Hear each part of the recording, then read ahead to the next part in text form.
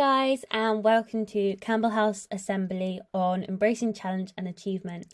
This assembly's purpose is just to sort of motivate you guys and try and get you to not necessarily come out of your comfort zone, but start trying to develop some more challenges in your life and maybe just go slightly out of your comfort zone, even if it's not tons. So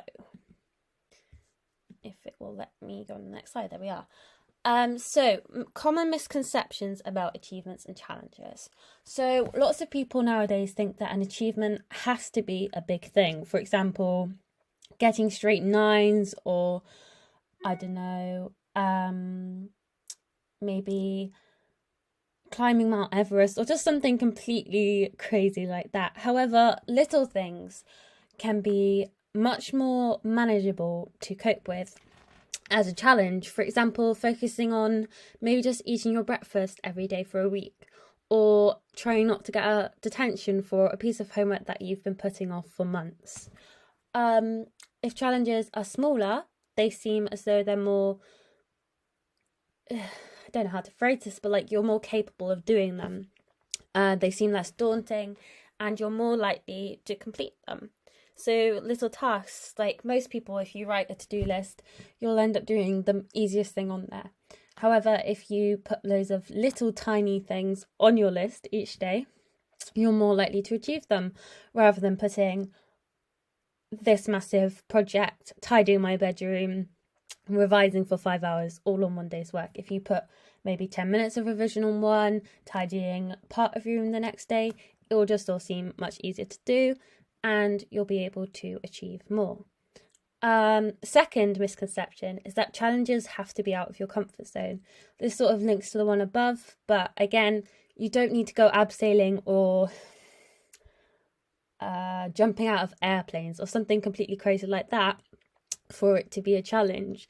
You know, if you're a shy person, speaking to someone new could be a massive challenge for you. And if you focus on the little things, you're more likely to increase your goals. For example, I used to be really, really shy, and coming to a new school was incredibly scary for me. But by talking to one new person, I managed to then talk to their friends, which is more new people, and it just adds up, and it becomes easier the more you expose yourself to the scary things. Last one, although there are certainly many more, is that everyone has the same perception of achievement. So just because someone else doesn't believe what you've done is an achievement doesn't mean it isn't.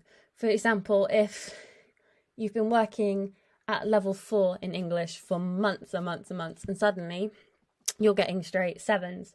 If your mum says, could have been a 9, doesn't mean that that 7 isn't an achievement for you, because you've been working at 4s and you suddenly jumped up a bunch of grades and you're getting A's essentially. You're doing really well. Just because someone says that it's not as good as it could be doesn't mean it's not an achievement. And it can be really hard to get into that mindset, but you've got to tell yourself that what you're doing is the best that you can possibly be doing. So to try and motivate you guys, we've put some examples of our own achievements. Noah's thing is linked here if you click on that as well. So mine is that I've been in St. John Ambulance Cadets since year 9, and this was really out of my comfort zone, because although I've always aspired to go into medicine, I was really, really, really shy, to the point where I wouldn't talk to anyone. However, now I've been able to participate in duties where I go out and treat real life casualties, or, you know, volunteering in the lessons we do and contributing my ideas.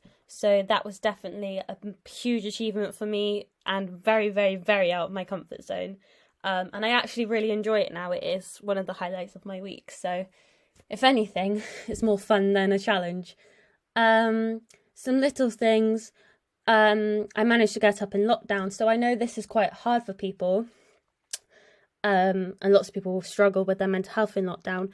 And some days I did not feel like doing schoolwork at all.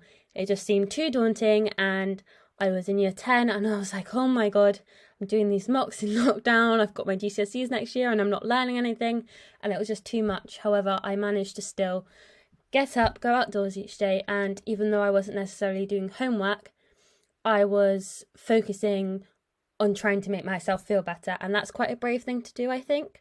So I definitely see that as an achievement, putting yourself first. I've got some two little ones at the end. Managing to keep my plants alive. I know 2 years ago I had a cactus that I couldn't even keep alive. I mean, a cactus isn't that hard to look after at all, but I struggled with that. And now, as you can see up there, I've practically got the Eden Project in my room. I think I have about 20 plants total. It's a bit of an addiction, but it's okay.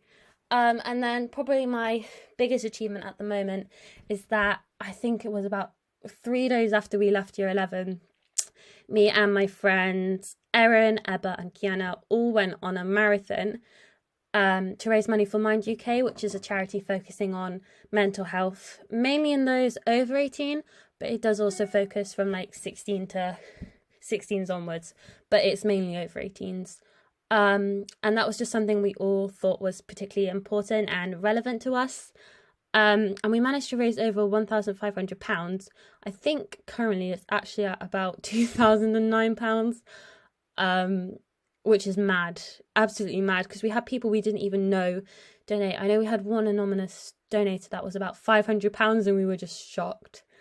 But that was really good, and it was quite challenging as well because there were lots of arguments that day. I know we've got some funny videos of us getting lost and all of the arguments, but we managed to get through it and out the other end, and we raised so much money for such a good cause. So yeah, obviously click on Noah's part as well at this point. And finally, here are just some small challenges that you could try. This is just to try and inspire you, give you some ideas as to what you can do. So obviously you can read these yourself, but I'll give you a few other examples. So they're revising for 10 minutes a day. I find particularly that if you try and cram, it does not always work that well.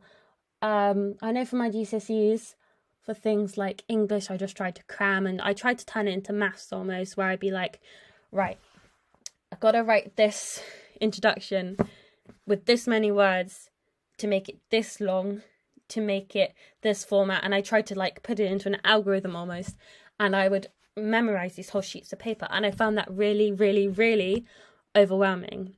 So I think if you revise for even just 10 minutes a day, so coming home from school, looking over your notes, adding extra bits to them, adding little reminders to yourself of how to memorize this, little anecdotes or just little things that can help you remember this, it's more likely to go into your long-term memory, and you're more likely to do well in your tests. There's some other ones here that are just good for your mental health, like going to bed 15 minutes before you would normally. I know lots of us, especially since lockdown, I find our sleep patterns are just completely screwed up. So if you even manage to go to sleep 15 minutes before you normally would, you might turn that into your new bedtime, and then the next week you can do 15 minutes before, and you might be able to get a more regular sleeping pattern. It sounds really hard, but honestly, it does just happen naturally. And you will turn up each day to school, or even to work, or just to meeting up with your friends, just feeling a little bit fresher and less like everything is going on in your head. So obviously read any other of these and feel free to discuss some more challenges you could try, and thank you all for listening. Bye bye.